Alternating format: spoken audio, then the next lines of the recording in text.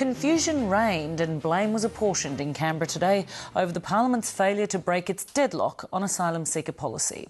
There's been late-night manoeuvres in the lower house and accusations of deals done and deals broken. But now federal MPs are on their 6-week winter break and work on a solution rests on the shoulders of a government-appointed expert panel. Clarke reports from Canberra. The policy debate has ground to a halt, but not the boat arrivals. 3 have been intercepted in the last 36 hours. But in Canberra, the focus wasn't on the high seas anymore. It was back to politics as normal. The independent Rob Oakeshott blamed the Senate for not passing his compromise bill that had got through the lower house. The Senate is demonstrating it's no longer a state's house, it's a political party's house. But both he and Tony Windsor are questioning the actions of the Greens, saying they did a deal with the coalition but then backed out.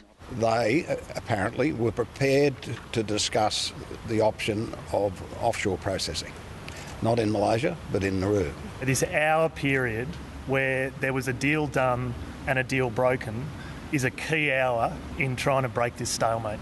Rob Oakeshott says a parliamentary-wide solution had been within grasp. I did cite a document that had approved Tony A, approved Sarah YH. But both Tony Abbott and Sarah Hanson Young are adamant that wasn't how events unfolded. My understanding is that they were considering our proposal, but they never agreed to abandon their opposition to offshore processing. The Greens have made our position consistently clear, and in fact, we continue to get criticism for the fact that we have been absolutely steadfast in our opposition of crude offshore processing, Malaysia or Nauru.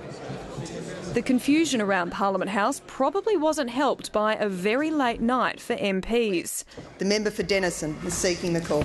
Andrew Wilkie tried to get the lower house to restart the debate at 4 a.m. this morning. I am appalled that the House is set to go into recess tonight for 6 weeks, even though numerous boats are being readied right now in Indonesia and probably elsewhere for the perilous journey to Australia. It failed.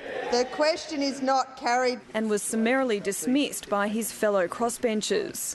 My judgment, that's a stunt. Just drag a bill no one has ever read into the Parliament. It just smacks of more of the politics of this week.